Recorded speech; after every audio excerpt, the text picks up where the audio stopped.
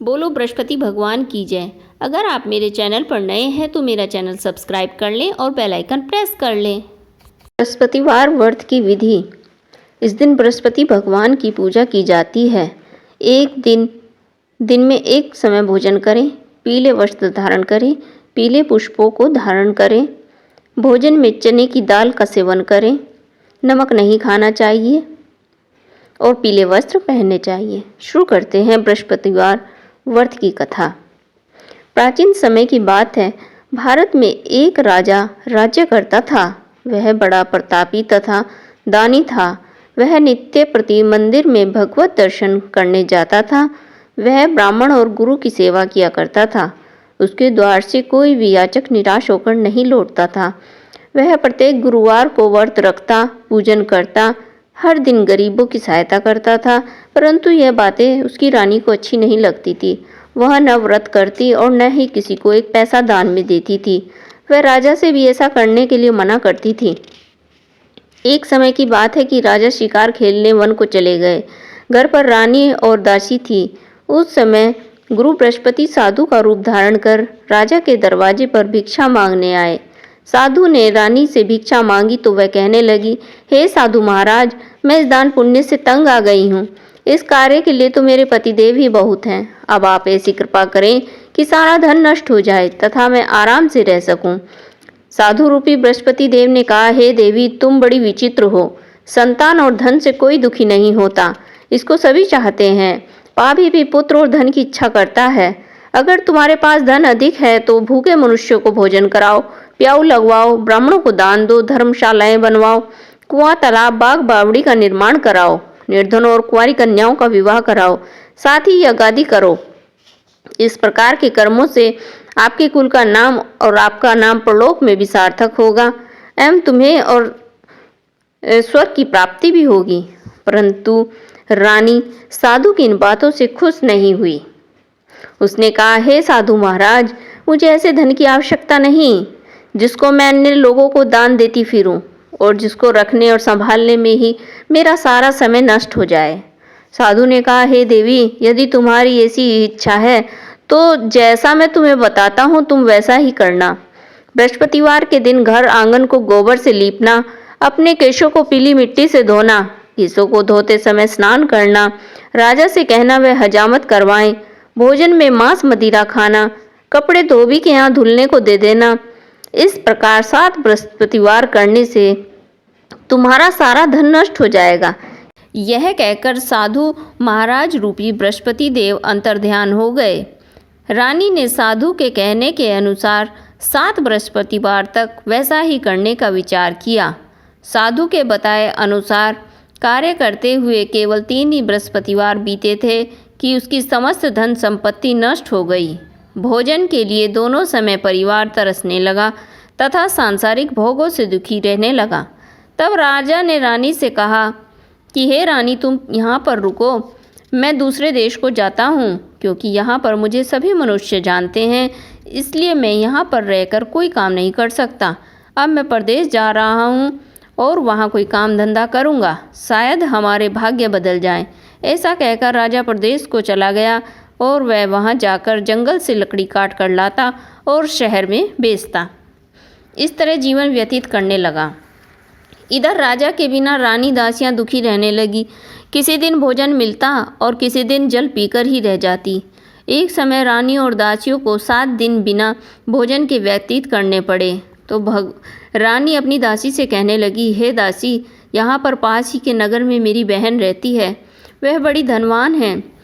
तुम उनके पास जाओ और वहाँ से कुछ 5 सेर बेसर मांग कर ले आओ, जिससे कुछ समय के लिए गुजारा हो जाएगा। दासी रानी की बहन के पास गई। रानी की बहन उस समय पूजा कर रही थी। बृहस्पतिवार का दिन था। दासी ने रानी की बहन से कहा, हे रानी, मुझे आपकी बहन ने भेजा है, मुझे 5 सेर बेसर दे दो। दासी ने यह बात अनेक बार कही, परंतु रानी की बहन ने कोई उत्तर नहीं दिया, क्योंकि वह उस समय बृहस्पतिवार की कथा सुन रही थी। जब दासी को रानी की बहन से कोई उत्तर नहीं मिला तो वह बहुत दुखी हुई। उसे क्रोध आया। वह लौटकर रानी से बोली, हे रानी, मैं आपकी बहन तो बहुत ही घमंडी है। वह छोटे लोगों से तो बात नहीं करती है, मैंने उससे कहा तो उसने कोई उत्तर ही नहीं दिया। मैं वापस चली आई। रानी बोली, हे दासी, इसमें तो उसका कोई भी दोष नहीं। जब बुरे दिन आते हैं तब कोई सहारा नहीं देता। अच्छे बुरे का पता विपत्ति में ही लगता है।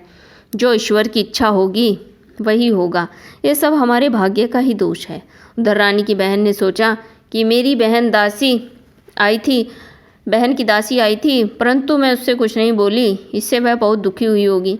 अतः कथा सुनाओ विष्णु भगवान का पूजन समाप्त कर वह अपनी बहन के घर आई और कहने लगी, हे बहन, मैं बृहस्पतिवार का व्रत कर रही थी। तुम्हारी दासी हमारे घर गई थी, परंतु जब तक मैं कथा होती तब तक तो हम लोग न उठते हैं न बोलते हैं, और इसलिए मैं नहीं बोली। कहो दासी, तुम क्यों आई थी? रानी बोली, बहन, हमारे घर अनाज नहीं था।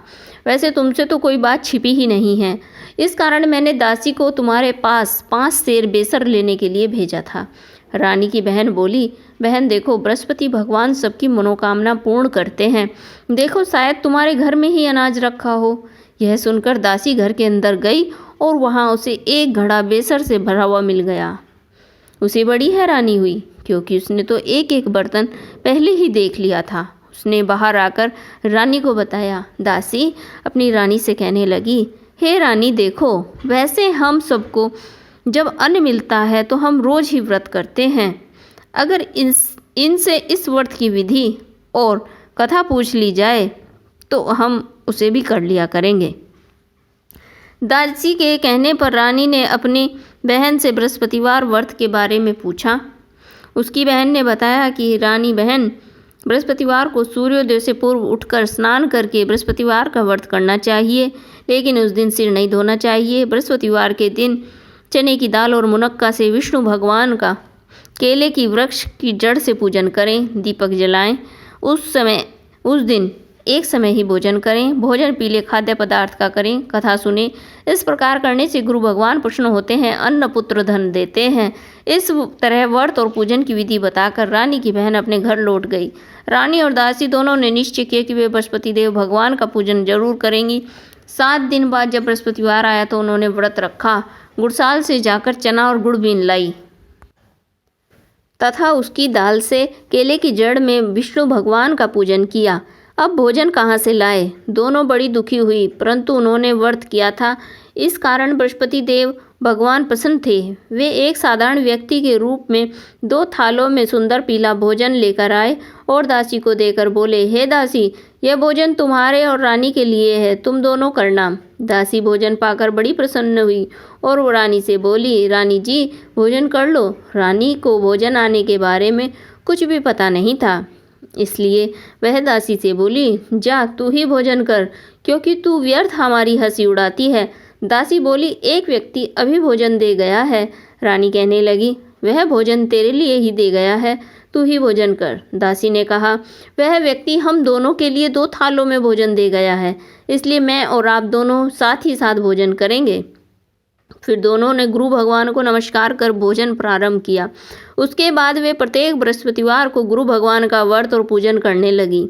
बृहस्पति भगवान की कृपा से उनके पास धन हो गया, परंतु रानी फिर पहले की तरह आलस्य करने लगी। तब दासी बोली, देखो रानी, तुम पहले भी इसी तरह आलस्य करती थी, तुम्हें धन के रखने में कष्ट होता था, इसी कारण सभी धन नष्ट हो गया। अब गुरु भगवान की कृपा से धन मिला है तो फिर आलस्य होता है। बड़ी मुसीबतों के बाद हमने ये धन पाया है, इसलिए हमें दान पुण्य करना चाहिए। तुम भूखे मनुष्यों को भोजन कराओ, प्याऊ लगवाओ, ब्राह्मणों को भोजन दान दो, कुआं, तालाब, बाग बावड़ी का निर्माण कराओ, मंदिर पाठशालाएं बनवाओ, कुंवारी कन्याओं का विवाह करो, धन को शुभ कार्य में खर्च करो, जिससे तुम्हारे कुल का यश बढ़ेगा और स्वर्ग प्राप्ति होगी, पितृ प्रसन्न होंगे। दासी की बात मानकर रानी ने इसी प्रकार के कर्म करने प्रारंभ कर दिए। उससे उनका काफ़ी यश फैलने लगा। एक दिन रानी और दासी आपस में विचार करने लगी कि न जाने राजा किस दशा में होंगे, उनकी खोज खबर नहीं है। गुरु भगवान से उन्होंने प्रार्थना की और भगवान ने रात्रि में राजा को स्वप्न में कहा, हे राजा उठ, तेरी रानी तुमको याद करती है, अब अपने देश को लौट जा। राजा प्रातःकाल उठकर जंगल से लकड़ियां काटकर लाने के लिए जंगल की ओर चल पड़ा। जंगल से गुजरते वह सोचने लगा, रानी की गलती से कितने दुख भोगने पड़े। राजपाट छोड़कर उसे जंगल में आकर रहना पड़ा। जंगल से लकड़ियां काटकर उन्हें बेचकर गुजारा करना पड़ा। इसी समय उस समय बृहस्पति देव एक साधु का रूप धारण करके आए और राजा के पास आकर बोले, हे लकड़हारे, तुम इस सुनसान जंगल में किस चिंता में बैठे हो, मुझे बतलाओ। यह सुन राजा के नेत्रों में जल भर आया और साधु की वंदना कर बोला, हे प्रभो, आप सब कुछ जानने वाले हैं। इतना कहकर राजा ने साधु को अपनी संपूर्ण कहानी सुना दी। महात्मा तो स्वभाव से दयालु ही होते हैं। वे राजा को बोले, हे राजा, तुम्हारी पत्नी ने बृहस्पति देव के प्रति अपराध किया था, जिसके कारण तुम्हारी यह दशा हुई। अब तुम किसी प्रकार की चिंता मत करो, भगवान तुम्हें पहले से अधिक धन देंगे। देखो, तुम्हारी पत्नी ने बृहस्पतिवार का व्रत करना आरंभ कर दिया है। अब तुम भी बृहस्पतिवार का व्रत करके चने की दाल व गुड़ और जल को लोटे में डालकर केले के पत्ते से भगवान विष्णु का पूजन करो। फिर कथा सुनो, भगवान तुम्हारी सब मनोकामनाएं पूर्ण करेंगे। साधु को प्रसन्न देखकर राजा बोला, हे प्रभु, मुझे लकड़ी बेचकर इतना पैसा नहीं बचता जिससे भोजन करने के उपरांत कुछ बचा सकूं। मैंने रात्रि में अपनी रानी को व्याकुल देखा है। मेरे पास कोई साधन भी नहीं है जिससे उसका समाचार जान सकूं। फिर मैं बृहस्पतिवार की कौन सी कहानी सुनूं या कहूं, मुझको तो कुछ भी मालूम नहीं है। साधु ने कहा, हे राजा, तुम किसी बात की चिंता मत करो। बृहस्पतिवार के दिन तुम रोजाना की तरह लकड़ियां लेकर शहर में जाओ। तुम्हें रोज से 2 गुना धन प्राप्त होगा, जिससे तुम भली भांति भोजन कर लोगे तथा बृहस्पति देव की पूजा का सामान भी आ जाएगा। बृहस्पति देव की कथा इस प्रकार है। प्राचीन काल में एक बहुत ही निर्धन ब्राह्मण था। उसके कोई संतान नहीं थी। वह नित्य पूजा पाठ करता, परंतु उसकी स्त्री मलिनता के साथ रहती थी। वह न स्नान करती, न किसी देवता का पूजन करती। प्रातःकाल उठते ही सर्वप्रथम भोजन करती, बाद में कोई अन्य कार्य करती। ब्राह्मण देवता बहुत दुखी रहते थे। पत्नी को बहुत समझाते, किंतु उसका कोई परिणाम न निकलता। भगवान की अनुकंपा से एक समय उस ब्राह्मण की पत्नी गर्भवती हुई और 10वें महीने एक सुंदर कन्या को जन्म दिया। निर्धन ब्राह्मण कन्या के जन्म से बहुत दुखी था। धीरे धीरे ब्राह्मण की कन्या बड़ी होने लगी। बचपन से ही उस कन्या की रुचि भगवान विष्णु की पूजा में थी। वह प्रातः उठते ही स्नान आदि करके भगवान विष्णु की पूजा करके मंदिर में जाती थी। बृहस्पतिवार को व्रत की विधि करके पूजा पाठ करती। पूजा पाठ के बाद वह पढ़ने के लिए पाठशाला में जाती थी। घर से मुट्ठी भर जौ साथ लेकर जाती और पाठशाला के रास्ते में थोड़े थोड़े जौ गिराती जाती थी। जब वह पाठशाला से घर लौटती तो जौ के वह दाने सोने के रूप में बदले हुए मिलते थे। लड़की सभी सोने के दाने बिन लाती थी। एक दिन जब वह सोने के दानों को साफ कर रही थी तो उसकी माँ ने कहा, बेटी, सोने के दाने साफ करने के लिए सोने का सूप भी होना चाहिए। अगले दिन बृहस्पतिवार था। उसने भगवान बृहस्पति देव की पूजा करते हुए प्रार्थना की, हे भगवान, यदि मैंने आपका व्रत विधिपूर्वक किया हो तो मुझे सोने का सूप दे दो। भगवान बृहस्पति देव ने उसकी मनोकामना पूरी करने का वचन दिया। पाठशाला से लौटते समय उसे रास्ते में सोने का सूप पड़ा हुआ मिला। घर लौटकर सोने का सूप अपनी माँ को दिखाकर वह सोने के दाने साफ करने लगी। उसी समय नगर का राजकुमार उसके घर के पास से गुजरा। उस सुंदर लड़की को सोने के सूप में जौ साफ करते देख राजकुमार उस पर मोहित हो गया। महल में लौटकर राजकुमार ने राजा से उस लड़की से विवाह करने की इच्छा प्रकट की तो राजा ने ब्राह्मण को महल में बुलाकर राजकुमार से उस लड़की के विवाह की बात कही। ब्राह्मण तैयार हो गया। धूमधाम से उस लड़की का विवाह राजकुमार से हो गया। दुल्हन बनकर ब्राह्मण की लड़की महल में चली गई। लड़की के चले जाने से ब्राह्मण फिर से निर्धन हो गया। उसे कई कई दिनों तक भोजन नहीं मिलता था। बहुत दुखी होकर ब्राह्मण एक दिन अपनी लड़की के पास गया। उसने अपने पिता से निर्धनता का समाचार सुनकर उसे बहुत सा धन देकर पिता को विदा किया। उस धन से ब्राह्मण के कुछ दिन तो आराम से गुजर गए, लेकिन फिर ही भूखे मरने की हालत हो गई। ब्राह्मण अपनी लड़की से धन लेने के लिए फिर महल में पहुंच गया। लड़की ने पिता की बुरी हालत देखकर कहा, पिताजी, आखिर कब तक आप मुझसे धन लेकर जीवन यापन करते रहेंगे? आप कोई ऐसा उपाय क्यों नहीं करते जिससे कि आपका घर भी धन संपत्ति से भर जाए? ब्राह्मण ने कहा, मैंने तेरी माँ को बहुत समझा लिया, उसकी समझ में कुछ नहीं आता। उसका फूहड़पन नष्ट हो तो घर की निर्धनता दूर हो जाए। तब कुछ सोचकर लड़की ने पिता से कहा, पिताजी आप कुछ दिनों के लिए माँ को मेरे पास छोड़ जाओ। तब कुछ सोचकर ब्राह्मण ने पत्नी को लड़की के पास महल में छोड़ आया। लड़की ने अपनी माँ से कहा, माँ तुम प्रातःकाल उठकर स्नान आदि करके भगवान बृहस्पति देव भगवान विष्णु देव की पूजा अवश्य करना। पूजा करने से तुम्हारी निर्धनता अवश्य ही दूर हो जाएगी। लेकिन उसकी माँ ने उसकी बात नहीं मानी। तब क्रोधित होकर लड़की ने माँ को कक्ष में बंद कर दिया और सूर्योदय के समय माँ को उठाकर जबरदस्ती स्नान कराया। फिर मंदिर में ले जाकर भगवान बृहस्पति देव की पूजा कराई।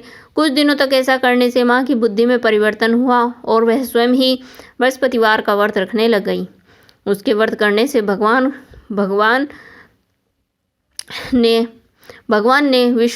विष्णु भगवान ने धन की वर्षा उसके घर में कर दी। दोनों पति पत्नी धन संपत्ति पाकर आनंद पूर्वक जीवन यापन करते हुए विष्णु धाम को चले गए। लकड़हारा बने राजा ने उन साधु से भगवान बृहस्पति देव की यह कथा सुनकर बृहस्पतिवार का व्रत करके भगवान विष्णु की पूजा की। वह उस दिन से उसके सभी क्लेश दूर हो गए। लेकिन अगले बृहस्पतिवार को कामकाज में अधिक व्यस्त रहने के कारण उसने भगवान बृहस्पति देव की व्रत को नहीं किया। भगवान बृहस्पति देव लकड़हारे से क्रोधित हो गए और उसे भूल की सजा दी। उस दिन नगर के राजा ने नगर में घोषणा करके सबको सूचित कर दिया, प्रत्येक नागरिक मेरे महल में भोजन करने को आए, जो नहीं आएगा उसे अपराधी मानकर भारी दंड दिया जाएगा। लकड़हारा बने उस राजा ने उस नगर के राजा की घोषणा तो सुनी, लेकिन जंगल से लकड़ी काट कर लाने उन्हें बेचने में देर हो जाने के कारण समय पर महल में नहीं पहुंच पाया। अतः राजा के सैनिक लकड़हारे को पकड़कर महल में ले गए और राजा ने उसे महल के कक्ष में बैठाकर भोजन कराया। उस कक्ष में एक खूंटी पर रानी का सोने का हार लटका हुआ था। लकड़हारा अकेला उस कक्ष में भोजन कर रहा था। तब उसने एक आश्चर्यजनक घटना घटती देखी। देखते ही देखते वह खूंटी हार को निगल गई। थोड़ी देर के बाद राजा ने हार को गायब देखा तो लकड़हारे को कारावास में डलवा दिया। लकड़हारा मन ही मन अपने भाग्य को कोसने लगा। तभी उसे जंगल में मिले साधु का स्मरण हो आया। थोड़ी देर में भगवान बृहस्पति देव सन्यासी के रूप में उसके सामने प्रकट हुए और कहा, हे लकड़हारे, तूने भगवान बृहस्पति देव की पूजा नहीं की, इसी कारण तुम्हें कष्ट हुआ है। लेकिन अब चिंता मत करो। बृहस्पतिवार के दिन कारागार के दरवाजे पर तुम्हें कुछ पैसे पड़े हुए मिलेंगे। उन पैसों से भगवान बृहस्पति देव का व्रत करके उनकी पूजा करोगे तो तुम्हारे सब दुख नष्ट हो जाएंगे। बृहस्पतिवार के दिन दरवाजे पर पैसे पड़े मिले तो पैसों से चने और गुड़ मंगाकर लकड़हारे ने बृहस्पतिवार की कथा कही तो भगवान बृहस्पति देव ने प्रसन्न होकर उस नगर के राजा को स्वप्न में लकड़हारे को कारागार से मुक्त करने को कहा। सुबह राजा ने अपने कक्ष में आकर देखा तो खूंटी पर रानी का हार टंगा हुआ था। राजा ने लकड़हारे को मुक्त कर दिया और उसे धन और आभूषण देकर विदा किया। लकड़हारा बना राजा उस नगर से चलकर अपने नगर में पहुंचा तो उस नगर में कुएं, धर्मशाला, बाग बगीचे देखकर बहुत प्रसन्न हुआ। राजा ने किसी से पूछा, ये कुएं, धर्मशालाएं किसने बनवाई हैं? सबने बताया कि ये सब रानी और दासी ने बनवाए हैं। राजा महल में पहुंचा तो रानी ने उसका भव्य स्वागत किया। तब राजा ने निश्चय किया कि सप्ताह में एक बार तो सभी बृहस्पति देव भगवान का व्रत और पूजन किया ही करते हैं, परंतु मैं प्रतिदिन व्रत किया करूँगा। दिन में 3 बार कथा कहा करूँगा। अब राजा हर समय दुसाले में चने की दाल बांधे रहता, दिन में 3 बार बृहस्पति देव की कथा कहता। कुछ दिनों के बाद राजा को अपनी बहन की याद आ गई। एक दिन घोड़े पर सवार होकर राजा अपनी बहन से मिलने चल दिया। अभी राजा नगर के पास पहुंचा ही था कि उसने कुछ लोगों को शव ले जाते देखा और कहा। राजा को स्मरण हो आया कि उसने आज किसी बृहस्पतिवार की व्रत कथा नहीं सुनाई है। राजा ने उन लोगों को रोककर कहा, भाइयों, आप शव को ले जाने से पहले मुझसे बृहस्पतिवार की कथा सुन लो। लोगों ने राजा को क्रोधित होते हुए कहा, तुम पागल तो नहीं हो? लेकिन कुछ बड़े बूढ़ों ने कहा, अच्छा भाई, साथ साथ चलते रहो, तुम अपनी कथा भी सुना लो। राजा के चलते चलते आधी कथा हुई, शव हिलने लगा। राजा के पूरी कथा सुनाते शव उठकर बैठ गया। लोगों ने हैरानी से दांतों तले उंगली दबाई और अगले बृहस्पतिवार भगवान बृहस्पति देव का व्रत करने कथा सुनने का निश्चय भी कर लिया। अब घोड़े पर सवार राजा चलते हुए किसान के पास पहुंचा। किसान ने अपने खेत में हल चला रहा था। राजा ने कहा, अरे भाई, मुझसे बृहस्पतिवार की कथा सुन लो। किसान झुंझुला कर बोला, अरे भाई, देख नहीं रहे हो, जितनी देर तक तुम्हारी कथा सुनूंगा उतनी देर में तो पूरे खेत में हल चला लूँगा। राजा निराश होकर चलने लग गया। तभी किसान के पैर लड़खड़ाकर जमीन पर जा गिरे। किसान के पेट में जोरों का दर्द होने लगा। किसान की पत्नी जब खाना लेकर आई तो उसने देखा और किसान से इस बारे में पूछा। किसान ने घुड़सवार की पूरी कहानी सुनाई। किसान की पत्नी दौड़ती हुई राजा के पास पहुंचकर हाथ जोड़कर विनती करते हुए बोली कि भैया, मैं तुम्हारी कथा सुनने को तैयार हूँ। राजा ने उसके साथ खेत पर पहुंचकर बृहस्पतिवार की कथा सुनाई। तभी बैल उठकर खड़े हो गए। किसान के पेट का दर्द भी ठीक हो गया। राजा अपनी बहन के घर पहुंचा तो उसकी बहुत आवभगत हुई। अगले दिन सुबह उठकर राजा ने देखा कि घर के सभी लोग भोजन कर रहे हैं। अब किसी भूखे मनुष्य को बृहस्पतिवार की कथा कैसे सुनाए, और बिना कथा सुनाए तो राजा भोजन भी नहीं करते थे। उन्होंने बहन से कहा, बहन, क्या घर में कोई ऐसा व्यक्ति है जिसने अभी तक भोजन ना किया हो? बहन बोली, भैया, हमारे घर में तो क्या, पूरे नगर में भी तुम्हें ऐसा कोई व्यक्ति नहीं मिलेगा जिसने सुबह सुबह भोजन नहीं किया हो। तब राजा ने बहन के घर से निकलकर उस नगर में बिना भोजन किए व्यक्ति की तलाश की। एक गडरिये के घर में उसका बेटा बीमार होने के कारण भूखा रह गया था। राजा ने जाकर उसे बृहस्पतिवार की कथा सुनाई। कथा सुनते सुनते गडरिये का बेटा बीमार ठीक हो गया और उसने राजा की बहुत प्रशंसा की। एक दिन राजा अपनी बहन से कहने लगे, बहन, अब हम अपने घर जाना चाहते हैं, तुम भी हमारे साथ चलो, कुछ दिन वहाँ रहकर लौट आना। राजा की बहन ने अपनी सास से पूछा तो सास ने ताने देते हुए कहा, बहू, मायके जाना तो अकेली जाना, मेरे पोतों को नहीं ले जाना। तुम्हारे भाई के यहाँ कोई संतान नहीं है, कहीं तुम्हारी भाभी मेरे पोतों पर कोई जादू टोना ना कर दे। दूसरे कक्ष में बहन की सास की बातें सुनकर राजा दुखी मन से अकेला ही अपने नगर को लौट गया। रानी ने राजा से कहा, आप तो अपनी बहन को साथ लाने की बात कहकर गए थे, फिर बहन को साथ क्यों नहीं लाए हो? तब राजा ने दुखी होते हुए कहा, रानी, हम निसंतान हैं, इसलिए हमारे घर आना कोई पसंद नहीं करता। रानी ने राजा को बहुत समझाया, हे प्राणनाथ, हमें बृहस्पति देव ने सब कुछ दिया है, अब भगवान बृहस्पति देव हमें संतान भी अवश्य देंगे। बृहस्पतिवार को विधिवत व्रत करके हुए राजा रानी ने भगवान बृहस्पति देव से संतान की प्राप्ति के लिए प्रार्थना की। कुछ दिनों के बाद उन्होंने स्वप्न में दर्शन देते हुए कहा, हे राजन, तेरी मनोकामना अवश्य पूरी होगी। एक सप्ताह बाद ही रानी गर्भवती हो गई और 10वें महीने में रानी ने एक सुंदर पुत्र को जन्म दिया। राजा रानी जीवन पर्यंत बृहस्पतिवार का व्रत करते रहे। उनके घर में धन की वर्षा होती रही। इस प्रकार आनंद पूर्वक जीवन यापन करते हुए राजा रानी भगवान बृहस्पति देव की अनुकंपा से मोक्ष को प्राप्त करके सीधे वैकुंठ धाम पहुंच गए। बृहस्पतिवार को विधिवत व्रत करके जो स्त्री पुरुष भगवान विष्णु की पूजा करते हैं, भगवान उनकी सभी मनोकामनाएं पूर्ण करते हैं। इति श्री बृहस्पतिवार व्रत कथा। बोलो बृहस्पति भगवान की जय।